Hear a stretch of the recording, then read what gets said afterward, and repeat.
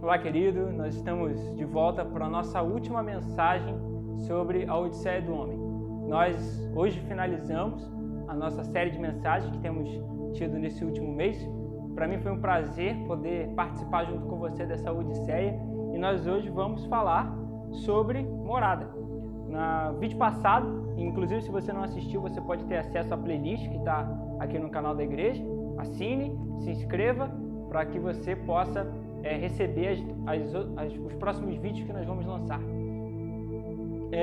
Nós vamos hoje meditar em Efésios capítulo 3. Nós vamos ler dos versos de 14 a 17. Você já pode ir abrindo a sua Bíblia, eu também vou abrir a minha aqui, para que nós possamos acompanhar o texto juntos. Efésios capítulo 3, dos versos de 14 a 17. Enquanto você abre e eu abro aqui, nós vamos fazer uma pequena pincelada sobre o que nós vimos até aqui. A jornada do herói, a jornada desenvolvida por Joseph Campbell, tem sido a nossa base para os estudos que nós temos feito da Odisseia do Homem. Na semana passada, nós falamos sobre o penúltimo ponto, que foi a renascença.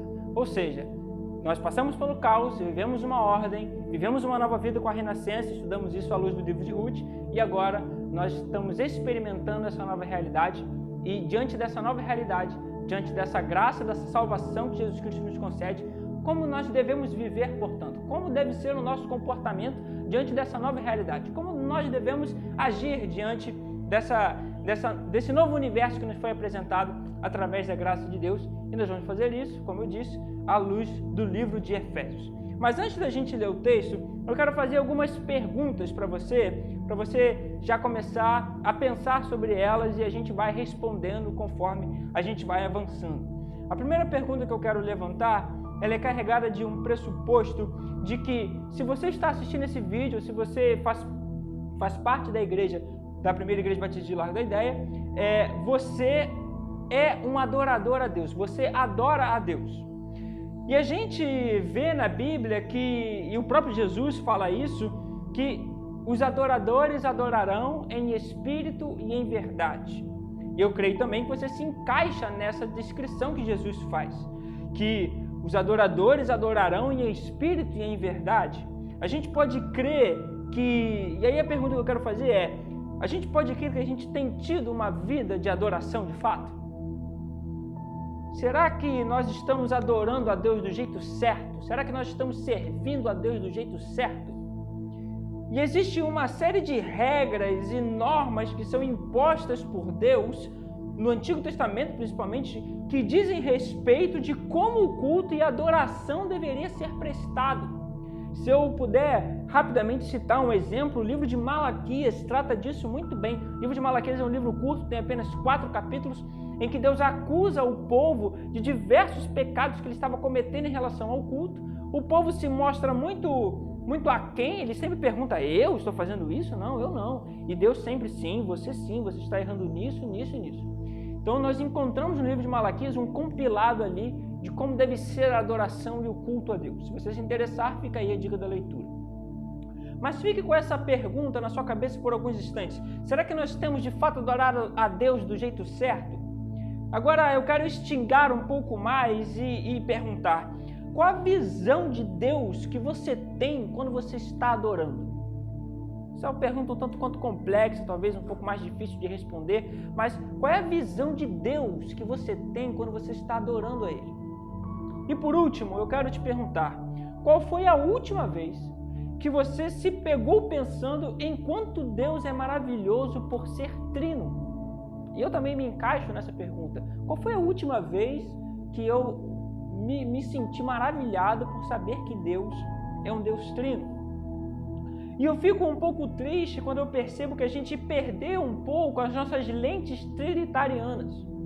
Não é sobre culto que eu vou falar hoje, não é sobre normas e mandamentos de adoração, mas é sobre esse Deus que é trino.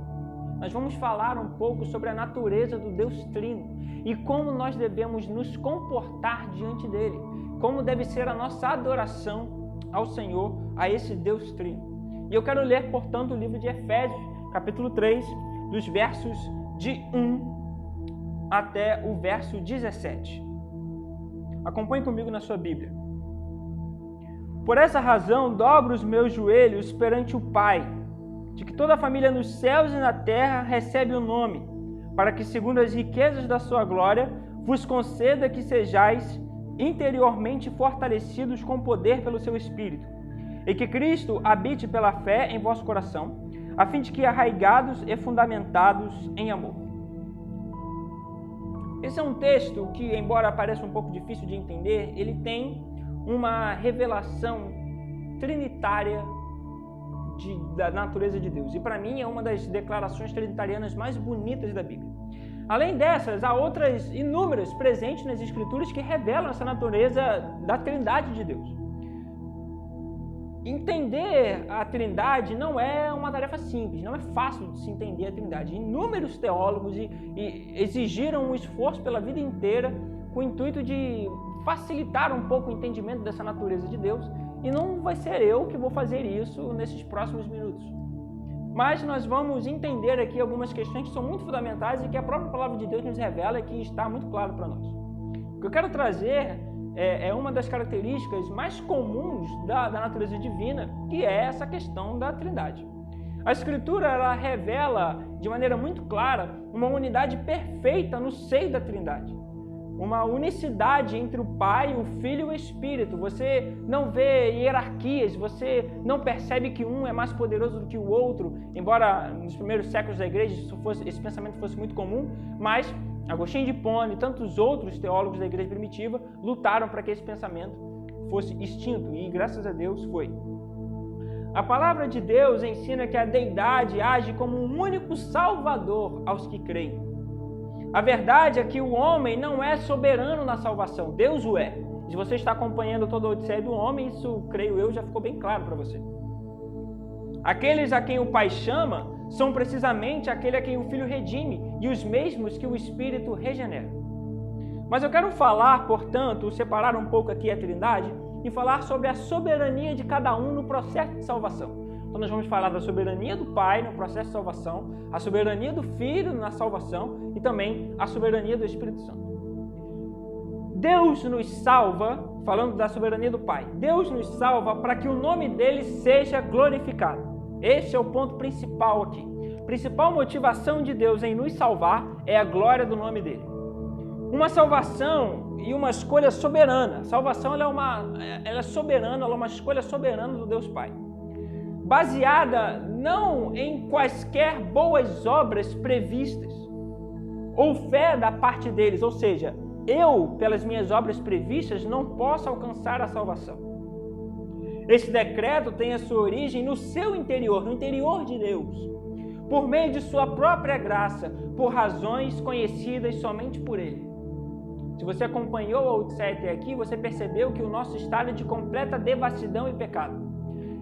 E nós não podemos chamar a atenção de Deus para que Ele se incline e deseje nos salvar, de maneira nenhuma. Mas esse intento nasce no seu interior, por razões que só Ele conhece, que são desconhecidas para nós até então. Havendo feito isso, portanto, Deus entrega estes para o seu Filho, antes mesmo que o tempo tivesse início, para que nós fôssemos herança real. Portanto, o Pai, na eternidade pretérita, comissionou o Filho para ingressar no mundo a fim de adquirir a salvação dos eleitos. Esta é a soberania de Deus Pai no processo de salvação. A soberania do Deus Filho se revela tendo há muito recebido os de fato salvos. Jesus Cristo veio ao mundo para comprar a sua e a minha salvação. Com um intento singular, Cristo se propôs a morrer por sua verdadeira igreja, aqueles que foram dados a Ele pelo Pai. Ele disse, dou a minha vida pelas minhas ovelhas, está em João capítulo 10, verso 15. Ele não tornou a salvação meramente possível. Ele não fez uma redenção hipotética. Cristo não foi ludibriado no Calvário, mas adquiriu todos aqueles pelo qual pegou ou pagou. De fato, Jesus assegurou vida eterna às suas ovelhas. Nenhum daqueles por quem morreu perecerá jamais. Esta é a graça soberana de Deus, o Filho, 2000 anos atrás, em sua morte salvífica na cruz. Cristo apenas não criou uma opção, Ele não deu meramente uma ilusão de salvação. Cristo me salvou eficazmente. E a salvação de Deus, ela tem o seu total valor, não é um valor pela metade, não é um valor substancial, ele é um valor completo. A soberania do Espírito Santo se revela no ato eficaz, quando ele abre os olhos espiritualmente daqueles que foram alcançados pelo Evangelho da Graça. Ele abre seus ouvidos surdos para que ouçam sua voz, ele abre os seus corações fechados para que recebam o Evangelho, ativa as suas vontades mortas para que creiam na mensagem salvífica de Jesus Cristo. O Espírito vence toda resistência humana e triunfa no coração dos chamados. Esta é a graça soberana de Deus, o Espírito dentro do tempo. Portanto, irmãos, o dom mais precioso que temos, que é a salvação em Cristo, é uma obra soberana das três pessoas da Trindade. Os três têm atuação soberana nesse ponto.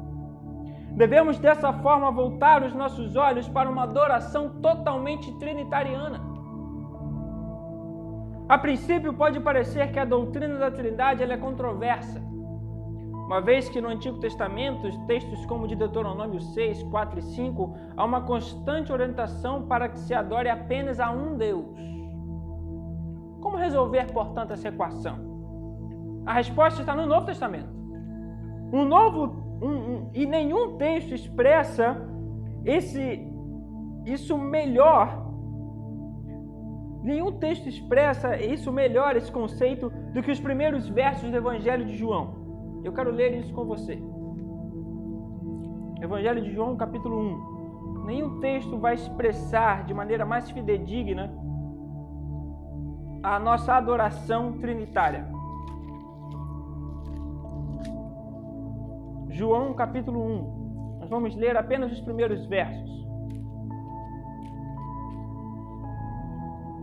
No princípio era o Verbo, e o Verbo estava com Deus, e o Verbo era Deus. E ele estava no princípio com Deus. E todas as coisas foram feitas por intermédio dele. Sem ele, nada do que foi feito existiria. A vida estava nele, e ele era a luz dos homens. A luz resplandece nas trevas, e as trevas não prevaleceram contra ela. Vou ficar apenas até aqui, o verso 5. Mas o interessante desse texto é que a palavra grega para verbo é a mesma que se refere à palavra que dá origem a Jesus Cristo, que se refere a Jesus Cristo, que é o Logos. O verbo ou a palavra sugere que quando Deus criou o mundo, ele fez isso através de Jesus Cristo. Quando Deus cria todas as coisas, ele faz isso através da pessoa de Jesus. E o texto nos revela isso quando ele diz, no verso 3, todas as coisas foram feitas por intermédio dele, e sem ele nada do que foi feito existiria. Portanto, a criação de Deus acontece por meio da palavra. Deus não precisava fazer isso. Deus não precisava, em Gênesis 1, dizer, haja luz e houve luz. Ele não precisava falar, mas ele faz isso. Ele faz isso para demonstrar que através de Jesus Cristo, que é a palavra, todas as coisas se fazem feitas. A presença da Trindade Divina esteve o tempo todo, de forma constante, em todos os escritos da Bíblia. Eu quero destacar alguns deles, porém. A Bíblia, de uma maneira geral, mostra a igualdade da soberania da Trindade Divina. Mas eu quero ler com vocês o texto de Hebreus, capítulo 9. Nós vamos ler a parte B do verso 4. E nós vamos começar revelando a soberania de Deus, ou a presença da Trindade Divina no Antigo Testamento. Portanto, Hebreus capítulo 9, nós vamos ler a parte B do verso 4. A soberania de Deus está presente no Antigo Testamento, nós vamos ver isso através desse texto. Parte B do verso 4. Nela estavam um vaso de ouro com um maná, a vara de Arão que tinha brotado e as tábuas da lei. O autor de Hebreus está descrevendo aqui o interior da Arca da Aliança, o que tinha dentro. E ele diz que havia um pote de ouro com maná, a vara de Arão e as tábuas da lei. A soberania de Deus ela é tão grande e ela se revela na Trindade através desse texto. A Trindade divina está nesse texto. E basta você olhar com um pouco mais de atenção que você vai perceber. Ora, o que é o pão do céu senão o maná? O maná era um pão que caía do céu para o povo de Israel. E quem é o pão do céu? Nós descobrimos no Novo Testamento que é Jesus Cristo. O Espírito Santo se revela através da vara de Arão. É o instrumento que Arão e Moisés utilizavam para fazer as maravilhas. É o poder de Deus. São as manifestações miraculosas que Deus pode fazer. E a lei descreve de maneira muito clara e de maneira muito bonita o Deus Pai. As tábuas da lei, a lei de Deus se revela no próprio Deus. Eu quero ler um outro texto com você agora em Gênesis capítulo 5. Esse é talvez um pouco maior, mas eu vou pedir um pouquinho aí da paciência dos irmãos para lerem comigo todo o capítulo 5 de Gênesis. Esse texto mostra a genealogia de Adão. E nós vamos ler todo o capítulo 5. É um texto um tanto quanto difícil, mas nós vamos ler esse texto para o engrandecimento do sermão. Este é o livro das gerações de Adão. No dia em que Deus criou o homem, ele o fez à semelhança de Deus. Criou o homem e a mulher e os abençoou, e os chamou pelo nome de homem, no dia em que foram criados. Adão viveu 130 anos e gerou um filho à sua semelhança, conforme sua imagem, e pôs-lhe o nome de Sete. Depois que gerou Sete, os dias de Adão foram 800 anos e gerou filhos e filhas. Todos os dias de Adão foram 930 anos e morreu. Sete viveu 105 anos e gerou Enos. Depois que gerou Enos, Sete viveu 807 anos e gerou filhos e filhas. Todos os dias de Sete foram 912 anos e morreu. Enos viveu 90 anos e gerou Quenã. Depois que gerou Quenã, Enos viveu 815 anos e gerou filhos e filhas. Todos os dias de Enos foram 905 anos e morreu. Verso 12. Quenã viveu 70 anos e gerou Malalael. Depois que gerou Malalael, Quenã viveu 840 anos e gerou filhos e filhas. Todos os dias de Quenã foram 910 anos e morreu. Malalael viveu 75 anos e gerou Jared.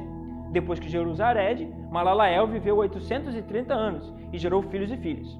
Todos os dias de Malalael foram 895 anos e morreu.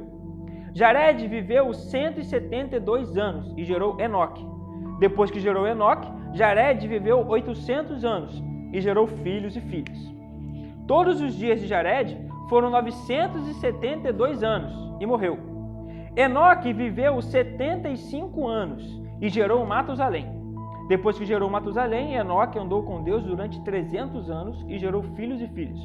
Todos os dias de Enoque foram 375 anos. Enoque andou com Deus até que não foi mais visto, porque Deus o havia tomado. Matusalém viveu 187 anos e gerou Lameque.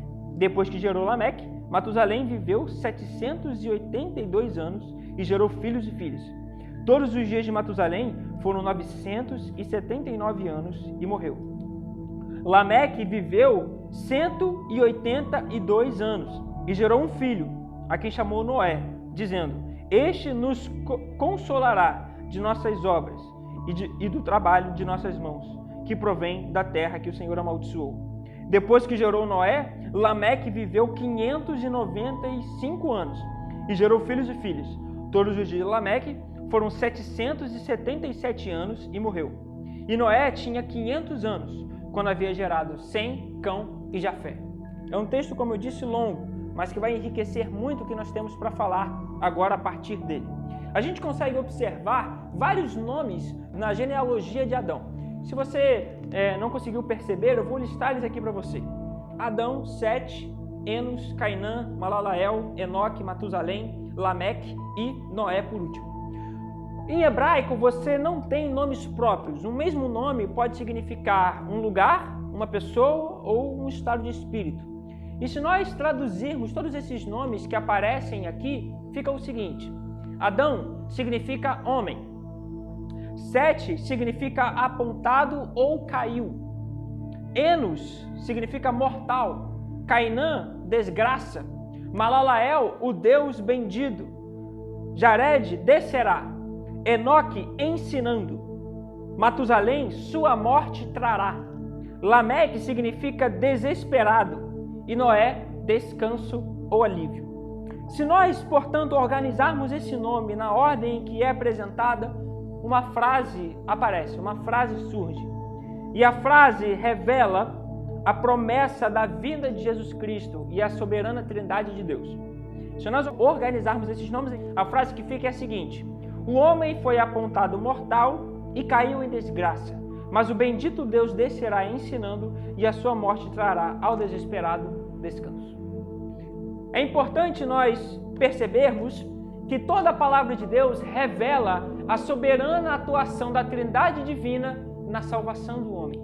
Um texto como Gênesis capítulo 5, que aos nossos olhos, em um primeiro momento, pode parecer cansativo, exaustivo, difícil, e às vezes a gente pula ele porque a gente não tem muita paciência de ler todos esses versos com todos esses nomes, esses números difíceis.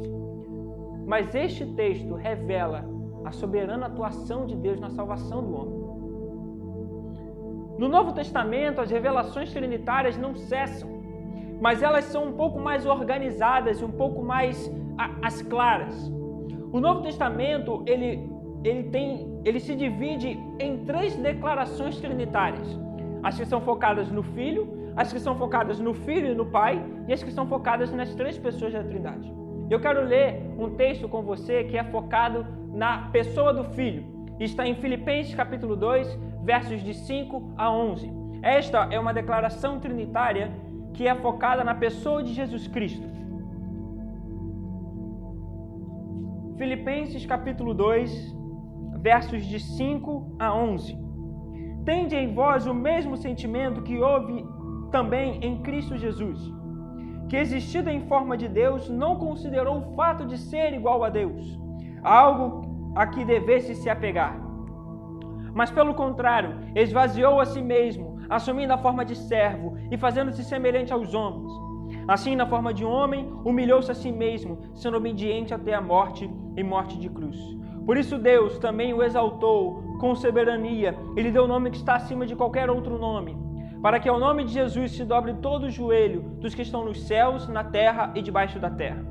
E toda língua confesse que Jesus Cristo é o Senhor, para a glória de Deus Pai.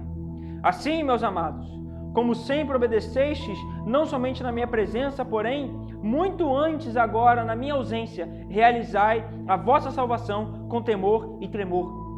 Porque é Deus quem produz em vós tanto querer como realizar, segundo a sua boa vontade. Um outro texto que eu quero ler com você, e agora foca a revelação da Trindade no Pai e no Filho, é Gálatas capítulo 1. Nós vamos ler dos versos de 1 a 5. Paulo, apóstolo, não da parte de homens, nem por meio de homem algum, mas de Jesus Cristo e por Deus Pai, que o ressuscitou dentre os mortos, e todos os irmãos que estão comigo, as igrejas da Galácia. Graça a vós e paz da parte de Deus nosso Pai e do Senhor Jesus Cristo, que se entregou por si mesmo pelos nossos pecados, para nos livrar deste mundo mau, segundo a vontade de nosso Deus Pai, a quem seja a glória para todo sempre. Amém. Claramente uma declaração de fé, uma confissão de fé, focada nas pessoas do Pai e do Filho. E por último eu quero ler um texto com você em Romanos capítulo 1, de versos de 1 a 4, uma confissão de fé, uma declaração de fé focada nas 3 pessoas da Trindade. Romanos capítulo 1, de 1 a 4. Você pode abrir a sua Bíblia e acompanhar junto comigo esse texto do apóstolo Paulo. Romanos 1, de 1 a 4. Paulo, servo de Jesus Cristo, chamado para ser apóstolo, separado para o Evangelho de Deus, que ele antes havia prometido pelos seus profetas nas Santas Escrituras acerca de seu filho, que humanamente nasceu da descendência de Davi, e com poder foi declarado Filho de Deus, segundo o Espírito de Santidade, pela ressurreição dentre os mortos, Jesus Cristo, nosso Senhor. Uma declaração, portanto, de fé trinitária, focada nas 3 pessoas da Trindade. Entendemos então, irmãos, que a Trindade divina é soberana em todos os sentidos, principalmente na salvação operada em nossas vidas. Tanto no Antigo Testamento como no Novo Testamento, o Pai, o Filho e o Espírito Santo agem de forma igual. E dessa forma merecem uma adoração também igual. Não há nenhum tipo de hierarquia dentro da deidade. E nós precisamos rejeitar todo pensamento que se inclina nesse sentido. A primeira forma, portanto, de ter uma vida de adoração mais profunda com Deus é adorar o Pai. Deus merece sua total devoção. A adoração pelo simples fato dele ser Deus. A soberania de Deus e a grandeza de Deus já são motivos suficientes para que você o adore. Sem Deus não há o menor sentido na vida, Ele traz sentido para a nossa existência e dessa forma precisa ser adorado. A segunda forma de ter uma vida de adoração mais profunda é adorar ao Filho. O sacrifício vicário de Cristo na cruz não pode de forma alguma ser ignorado ou desmerecido. É através dele que temos livre acesso ao Pai. É por causa desse sacrifício que Deus não nos condena. É através do seu Filho que podemos esperar a vida eterna. Eu não posso fazer nada para merecer a salvação, eu não tenho condições de ser salvo por minhas próprias ações. Tudo que Deus vê em mim é pecado, é malignidade. Mas o seu Filho, que foi posto em nós, faz com que Deus nos veja com piedade, com misericórdia e com amor. E por último, a terceira forma de ter uma vida de adoração mais profunda é adorar ao Espírito Santo. O Espírito nos convence da justiça, do pecado e do juízo.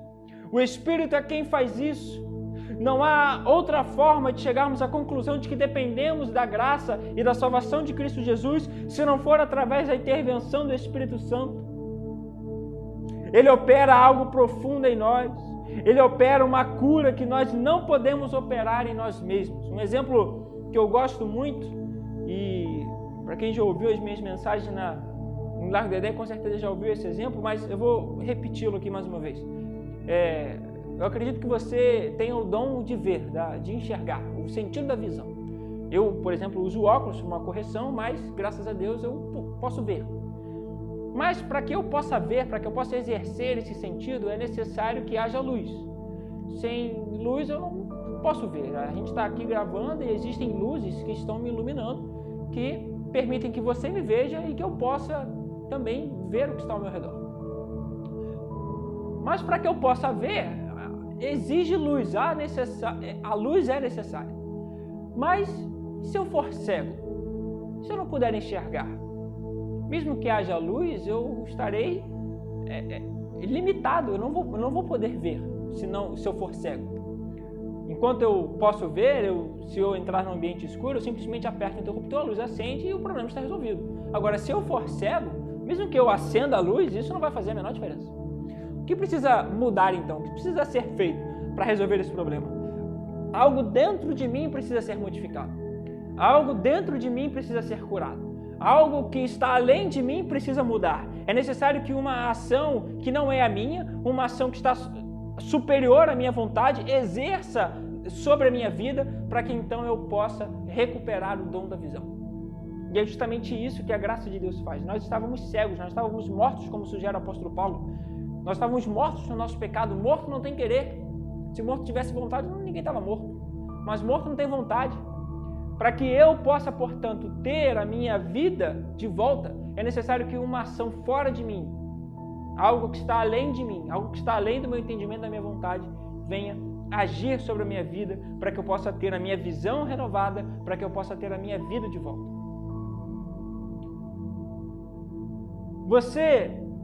Se você quer ter uma vida de adoração mais profunda, você precisa adorar a Deus, nós precisamos adorar a Deus na sua totalidade, buscando toda a glória da Trindade, toda a majestade de Deus, que é trino, que é um único e que opera em nós de uma forma tão profunda e completa e que nos impulsiona a louvar a Ele o tempo todo.